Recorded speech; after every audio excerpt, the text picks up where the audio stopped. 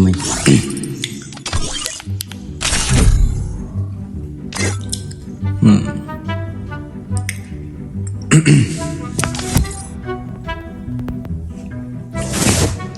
tengok siapakah yang kita akan lawan kali ni.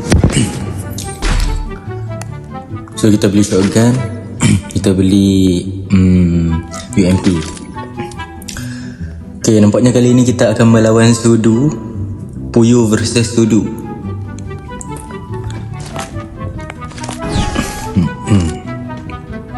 Oh, itu Sudu. Kabur. Okay, nampaknya Sudu dia tak berani maju guys. Tak apa, kita naik kot ni. Kita naik ke sini. Oh, tu Sudu. Halo Sudu. Oh, mantap.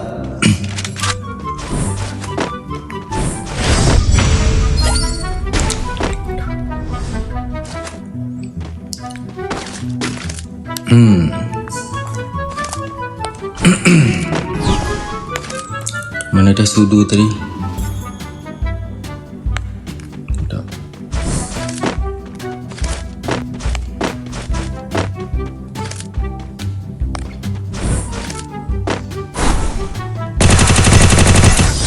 Sudu lag.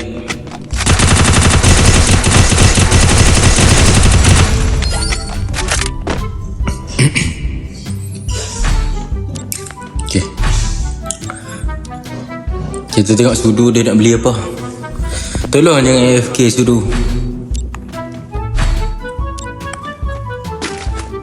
Oh, dia beli shotgun. Okay.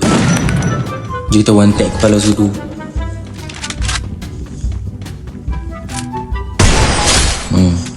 Mampus.